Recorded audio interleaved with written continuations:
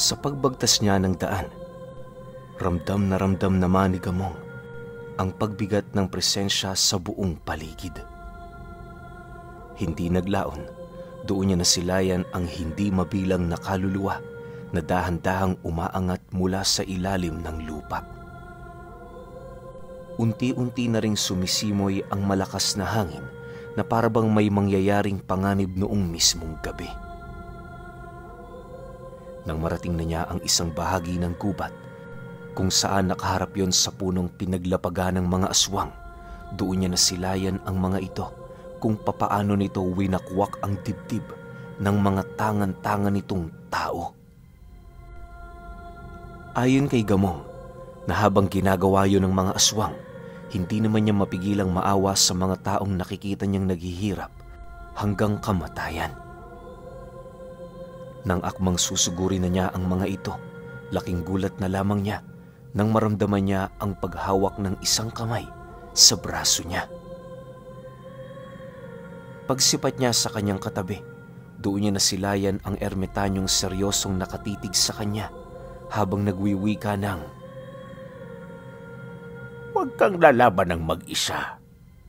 Pakinggan mo ang hininga ng punyal nang sa gayoy magamit mo ang abilidad nito na hindi mo pa nakikita sa mga nakasulat at istorya. Tandaan mo, lahat ng nalaman mong kakayahan ay mga alamat lamang. Panahon na para malaman mo ang katotohanan sa likod ng mga katotohanan." Kasabay ng pagwika ng matandang yon, ay ang dahan-dahan naman itong pagiging isang berdeng liwanag na siya namang biglang pumasok sa kanyang bewang. Pagsilay niya sa tinagusan nito, doon niya nasilayan ang punyal na parabang naglalabas ng kakaibang usok. Hindi niya mawari pero pakiramdam niya sa bagay na yon, napakainit nito. Dala ng kuryosidad ni Gamong, agad naman niya yung binunot kung saan doon niya naramdaman ang animoy kumakawalang presensya. Maya-maya pa, kumalma ang punyal na yon at kasabay nito ang paglabas ng mga kakaibang galamay mula sa hawakan. Dali-dali yung pumulupot kay Gamong na siya namang hindi niya tinutulan. Sa isang iglap, tumalas ang kanyang paningin sa buong paligid, maging ang kanyang pandama at pang-amoy. Napakagaan din ang kanyang katawan na halos para yung isang dahong kayang-kayang ihipan ng hangin. Sa pagbalik ng katahimikan sa paligid, muli niyang narinig ang bulong ng ermitanyo na nagsasabi ng, "Magbunyi ka, sapagkat ikaw ang napili para magtanga ng kakayahang namamagitan sa dalawang puwersa. Ako ang diwata ng kamatayan at malugod kitang kinakasihan." Sa pagkawala ng boses na yon, doon na mas lalong tumindi ang pag-aasam ni Gamong na subukin ang abilidad nito. Pakiramdam niya, lahat ng kahinaan ng punyal bigla na lamang nawala. Makalipas pa ang ilang minutong pagramdam, hindi na siya nag-alangan pang sigawa ng mga aswang na kasalukuyang nakalapag sa isang sanga ng puno. Pagsilay naman ng mga ito sa kanyang kinaroroonan, agad naman itong ibinuka ang kanilang mga pakpak, sabay lipad na parabang bubulusok. Sa puntong yon, hindi naman nagdalawang isip si Gamong na iwas-iwas ang kanyang punyal na siyang naging sanhi upang magpalaganap yon ng kamatayan. Ultimo ang hanging tinatamaan nito na wala ng buhay, maging ang mga tanim na nasa paligid. Sa paglapit sa kanya ng mga aswang, pinili naman niyang wag na muna yung kitila ng buhay. Ang nais niya kasing mangyari, paglaruan muna ang mga ito hanggang sa madiskubre na niya ang mga hiwaga sa likod ng mga katagang binitawan ng ermitanyo. Malakas kasi ang kutob noon ni Gamong, hindi lang isang ermitanyo ang matandang kumausap sa kanya. May posibilidad na ang nilalang na yon maaaring ang diwata ng kamatayan mismo. Sa pagpapatuloy ng kanilang pagbubuno, lahat ng naibibigay na pinsala ng mga aswang ay madali namang napaghihilom ng kanyang punyal. Hindi pa nga niya yun na itatarak sa lupa, pero matindi ng abilidad ang ibinibigay nito. Maya-maya pa, pagsalag niya sa isang pag-atake ng aswang, laking gulat na lamang niya nang biglang kumalas sa kanyang katawan ang isang galamay ng punyal at kasabay nito ang mabilisan nitong paglapat sa matatalas na kuko ng aswang. Paglapat pa lamang ng palad ng galamay na yon, nagdulot na ito ng kakaibang sakit sa nilalang na hindi naman naglaon. Doon na niya nasilayan kung papaano magsuka ng putik ang nilalang na yon. Pagkalas ng galamay, agad din naman yung bumagsak sa lupa at nagkalasog-lasog. Dahil sa pangyayari, pansamantala munang napaatras ang iba pa nitong mga kasama upang pakiramdaman ang abilidad na tinatangan niya. Sa pagkaantala ng labanan, wala naman siyang ibang ginawa kundi pagmasdan ng mga nilalang. Makalipas pa ang ilang minuto, nakarinig siya ng kakaibang tinig sa kanyang isip na nag-uutos na itarak sa lupa ang punyal. Pagkarinig naman ni Gamong sa sinabi ng tinig na yon, agad naman niya yung sinunod na siyang naging sanhi upang hindi niya doon mapansin ang pagkalat ng isang malakas na tigalpo. Tandaan mo, iho, nakadepende sa pinagtarakan mo ang abilidad ng punyal. Kung itatarak mo ito sa kahoy, isang selyo ang pakakawalan nito. Sa lupa naman, tigalpo. Sa mga dahon, pangkubli. At higit sa lahat, kapag sa hangin, pangwasak. Hindi madaling matutunan ang pangwasak nitong abilidad, pero naniniwala ako na hindi ito magiging malabo para sa iyo. Wika ng tinig sa kanyang isip. Napag-alaman din niya na nakadepende ang mga kakayahang pinapakawala ng punyal sa mga abilidad ng kalaban niya. Kapag albularyo ang kaharap ni Gamong, kaliwang tigalpo ang ilalabas nito. Kapag naman aswang, kanang tigalpo. Ganun din sa iba pa nitong mga abilidad. Dahil sa ganoong lakas na ipinamalas ng punyal, kaya na may walang kahirap-hirap niyang napahina ang depensa ng mga aswang.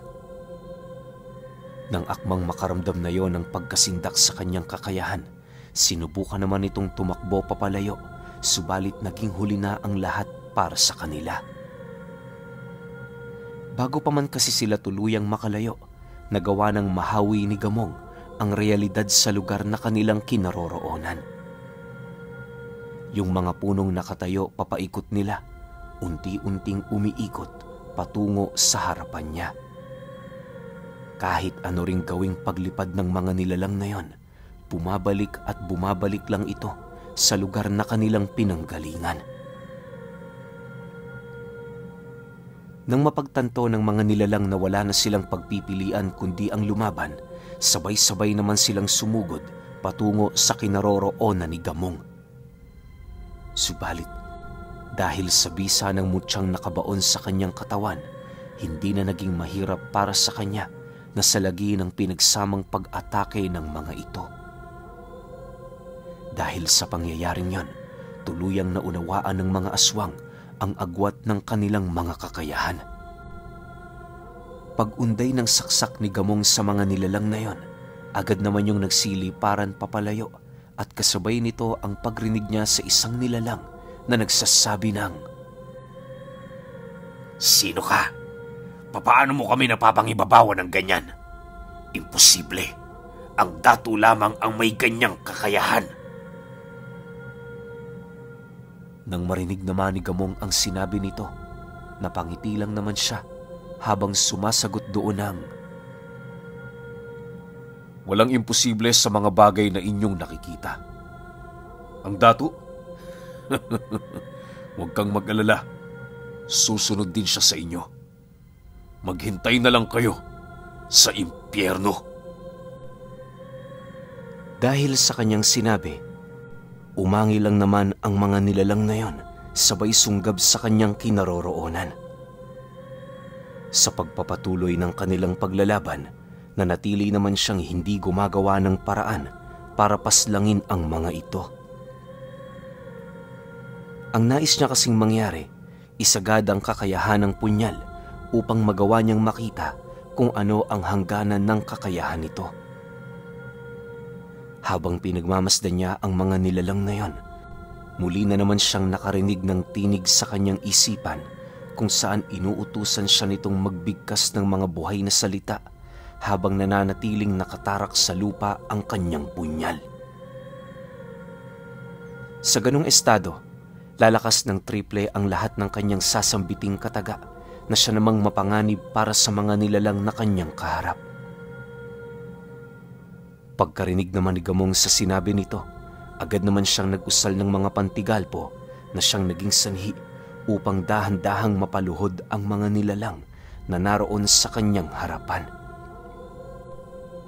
Sa puntong yan, hindi na nagdalawang isip si Gamong na bunutin ang kanyang punyal para kitilan yon ng buhay. Bukod kasi sa malapit ng sumapit ang bukang liwayway, napagtanto niya ring kinakailangan niyang magpahinga para sa kanyang paglalakbay. Makalipas pa ang ilang minuto, walang awa naman niyang pinag-uundaya ng mga ito hanggang sa tuluyan na yung mawala ng buhay. Bago bumagsak sa lupa ang mga nilalang na yon, kitang-kita niya kung papaano maagnas ang buong kaanyuan ng mga ito. Sa pagbalik ng katahimikan sa paligid, lahat ng nasaksihan niyang kaluluwa sa gubat, bigla na lamang naglaho. Pagbalik din niya ng punyal sa kanyang bewang, agad naman siyang umakyat ng puno para magpahinga. Habang nakahiga siya, dahan-dahan na niyang napapansin ang pagliwanag ng sikat ng araw. Pagsilip nito sa kalupaan, agad naman niyang ipinikit ang kanyang mga mata para damhin ang init nitong hinahaluan ng malamig na simoy ng hangin. Sa kanyang pag-idlip, hindi niya namalaya na tuluyan na pala siyang nakatulog. Pagpatak ng 9:00 ng umaga, sapilitan na siyang ginising ng ermetanyong gumagabay sa kanya. Nang magising na itong si Gamong, agad naman siyang bumaba para maghanap ng makakain. Iniwasan niyang manila ng kung ano-anong hayop sa paligid dahil mas hangad niyang kumain ng prutas at mga gulay. Kinahapunan noong mismong araw na yon, nagpatuloy ang kanyang paglalakbay hanggang sa marating niya ang karatig baryo nito. Pagdating niya sa sentro ng baryo, bigla naman siyang natigilan nang masipat niya ang iilang mga albularyong sumasalubong sa kanya. Pagsilay niya sa mga pagmumukha nito, doon niya naalala ang mga albularyong unang humingi ng tulong sa kanya. Pagharap nila, agad naman siya nitong niyaya na tumungo sa mga tahanan nito. Nang maramdaman ni Gamong na wala namang kakaiba sa mga taong yon, nagpasya siyang sumang-ayon. Habang binabagtas nila ang daan, doon niya napag-alaman ang kasalukuyang sitwasyon sa baryo. Ayon sa mga albularyo, patuloy pa rin ang kanilang pakikipaglaban para ipagtanggol ang lugar na yon. Bagaman marami na sa kanilang hanay ang namamatay, hindi yun sapat para panghinaan sila ng loob na lumaban. Dagdag pa ng iilan sa mga ito na dahil sa mga pangyayari, unti-unti na ring nasasanay ang kanilang mga sarili. Alam na rin nila ang mga bagay na kinakailangan nilang gawin tuwing sumasapit ang gabi ng pagsalakay ng mga aswang. Sa pagpapatuloy ng kanilang pag-uusap, doon na pag-alaman ni Gamong na halos lahat na yata ng uri ng nilalang na kanyang alam sumasalakay sa lugar na yon. Mga mambabarang, aswang, manananggal, mangkukulam at kung ano-ano pa na nagbibigay ng karamdaman at takot sa mga ordinaryong tao. Dahil sa mga bagay na kanyang nalaman, nagdesisyon siyang manatili mula roon ng ilang araw para tumulong. Ayaw naman niya kasing umalis doon nang wala man lang ginagawa. Siyempre, pagtanaw na rin niya yon ng utang na loob sa mga kabutihang ipinapakita sa kanya ng mga albularyo. Bago sumapit ang gabi, mariin naman niyang inalam ang mga oras ng pagsalakay ng mga ito. Ayon sa kanyang mga nakausap, napapatid lamang ang pagsalakay ng mga nilalang sa mga araw ng pamamahinga. Upang mas lalo niyang maunawaan ang mga nangyayari, pinili nilang maglibot sa baryo. Habang sila'y naglalakad, doon niya napapansin ang iilang mga tao roong animoy takot na makakita ng mga taong bago sa kanilang lugar. Karamihan din sa mga ito, butot balat na, buhat sa pagtanggi nilang kumain sa paniniwalang yun lamang ang nag-iisang paraan para tantanan sila ng mga nilalang.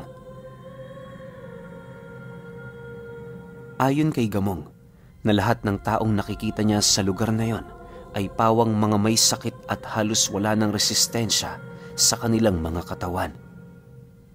Pansin niya rin ang pagkakaroon ng sakit ng iilang mga taga roon na animoy ilang taon na nila itong iniinda. Dagdag pa niya na dahil sa kawalan ng lakas ng mga padre de pamilyang naninirahan sa baryo, kung kaya't wala ng kakayahan ng mga ito na makapagpanday ng kanilang mga tahanan. Ang tingin nga ni Gamong sa mga taong yon para yung naghihintay ng kani-kanilang mga kamatayan. Dahil sa kanyang mga nakita, nagbigay siya ng abiso sa mga albularyo ukol sa kanyang naisip na plano. Alam niya kasing maraming tanim ng mga bungang kahoy ang mga ito, kung kaya't magiging madali na lamang para sa kanila na makapagluto. Pagkarinig naman ng mga albularyo sa kanyang sinabi, agad naman yung nagtulong-tulong para maisakatuparan ang nais niyang mangyari.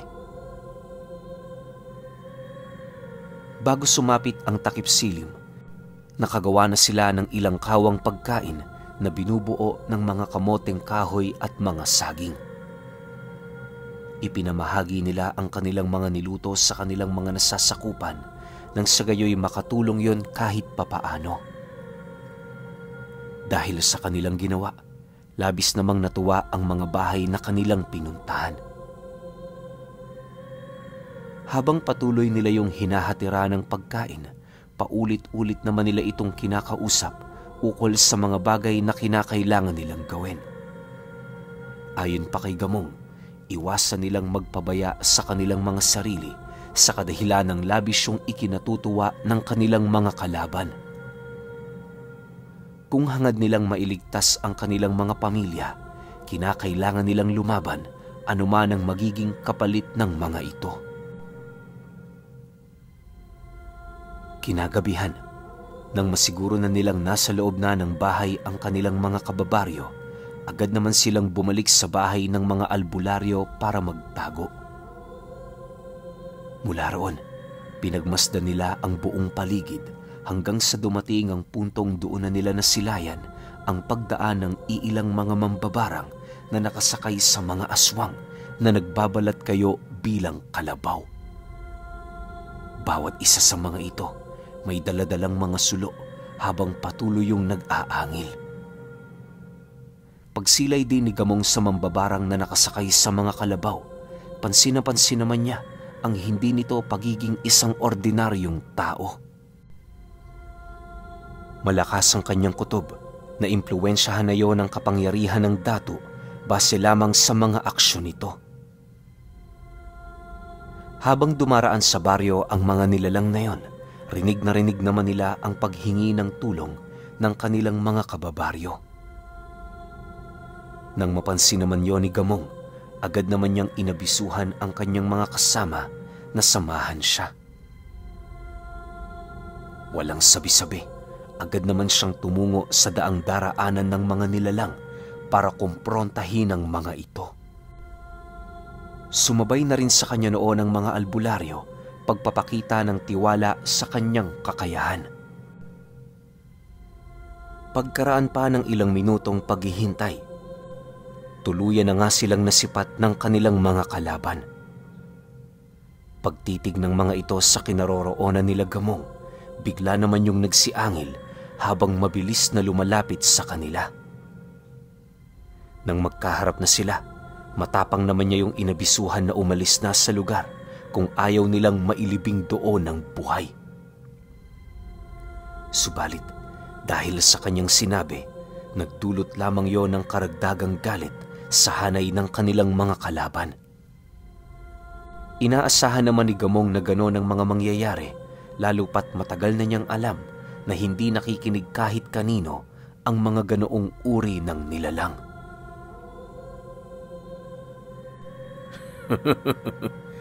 Sa tono ng mga boses ninyo, parang wala kaming pag-asa sa inyo. Sige nga, sinong pinakamalakas ngayon sa inyong grupo? Iharap niyo sa akin. Ipapakita ko sa inyo kung papaano ko yung papatayin sa isang atake lang. Wika ni Gamong sa mga nilalang. Nang marinig naman ng mga ito ang kanyang sinabi, doon niya nasilayan ang isang lalaking bumaba sa kalabaw na naroon sa pinakahuling bahagi. Pagharap nito sa kanya, kitang-kita niya kung papaano yun ngumisi habang nagwiwika sa kanya ng, "Ako ang pinakamalakas sa hanay namin. Sige nga, subukan mo ko." Mga antingero talaga. Malakas sa salita pero kulang-kulang sa gawa. Para sa iyong kaalaman, ilang ulit na naming dinurog ang mga mapagkunwaring nadadapo rito. Isasabay ka namin doon sapagkat nagsasalita ka ng mga bagay na hindi mo nauunawaan. Dahil sa sinabi nito, tanging pagngisi lang naman ang naisagot doon ni Gamong habang dahan-dahang dinudukot ang kanyang punyal. Pagsilay naman ng nilalang sa kanyang inilabas, kitang-kita niya kung papaano yun masindak at maghanda na parabang matagal na rin itong alam ang tungkol sa punyal ng kamatayan. Habang paikot-ikot yun sa kanyang kamay, nanatili naman siyang tahimik, maiging pinagmamasda ng gagawin ng lalaki. Makalipas pa ang ilang minutong pagpapakiramdaman nila, doon na niya naririnig ang tinig nitong nagbibitaw ng mga engkantasyon.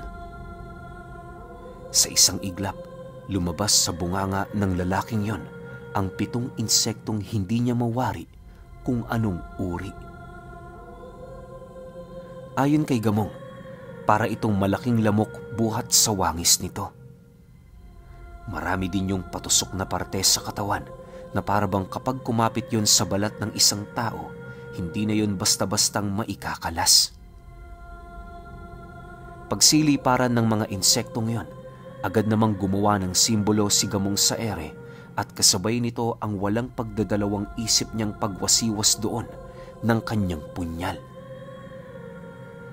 Dahil sa kanyang ginawa, bago pa man makalapit ang insektong pinakawala ng nilalang, bigla yung umusok na siyang naging sanhi ng mabilisan nitong pagbagsak. Sa pagkamatay ng mga ito, nanatili namang nakangisi ang lalaking kaharap niya na parabang hindi man lang yun nabahala sa abilidad na kanyang ipinakita.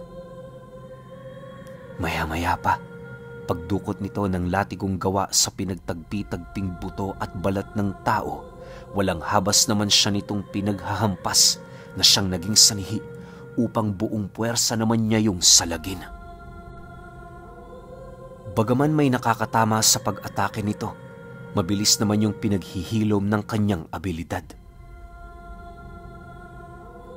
Pagkaraan pa ng ilang minuto nilang pagbubuno, itinarak na ni Gamong ang kanyang punyal sa lupa na siya namang naging hudyat para sa kanya na suguri na ito. Habang pinapaulanan niya yon ng suntok, pilit naman niyang iniaalis sa katawan nito ang hawak-hawak nitong latigo. Nang maisakatuparan na niya ang bagay na yon, walang patid naman niya yung pinaulana ng iba't ibang atake na tumama sa iba't ibang bahagi ng katawan nito. Pagbalik niya sa kinaroroonan ng kanyang punyal, agad naman niya yung dinukot sabay gilit sa leeg ng nilalang na yon. Dahil sa kanyang ginawa, bigla naman yung bumagsak sa lupa habang pilit nitong hinahawakan ang pinsalang kanyang natamo. Maya-maya pa, binawian na rin ng buhay ang nilalang na yon dahil sa kawalan ng hanging pumapasok sa sistema nito. Matapos ang mga pangyayari, nanatili namang nakatayo itong si Gamong, naghihintay sa mga nilalang na may lakas pa ng loob na makipaglaban sa kanya. Sa kanyang pagmamasid, kitang-kita niya kung papaano matulala ang mga nilalang na yon buhat sa mga bagay na kanilang nakita. Gayunpaman, nanatili pa rin silang hindi nasisindak sa kakayahang ipinamalas ni Gamong. Pagbaba ng isang mambabarang mula sa kalabaw nitong sinasakyan, agad naman itong kinaladkad pabalik sa kanilang grupo ang napaslang nilang kasama. Sa muling pagbaling nito ng paningin sa kanya, nag-aangil naman yung nagwika ng, "Huwag kang magpakakampante. Malapit ka na sa kaharian ng aming hari." Okay, ito na. Medyo nadidikit na si Gamong dun sa dun sa teritoryo nung datong Amalanhig, di ba? So, medyo kaabang-abang to. Tsaka, nga pala, sabihin ko lang sa inyo, kasi last 2 episodes na tayo eh. So, yung dalawa baka mamaya rin kasunod ko na para matapos na natin tong medyo maikling serye. Well, actually, maikli talaga siya kasi 8 episodes lang eh. Kaya, para hindi na kayo mabitin, tsaka para hindi kayo maiwan sa takbo ng kwento, pahintay na lang ako ng 7, tsaka ng 8. Mamaya yon. Kaya, kita-kits tayo. Salamat.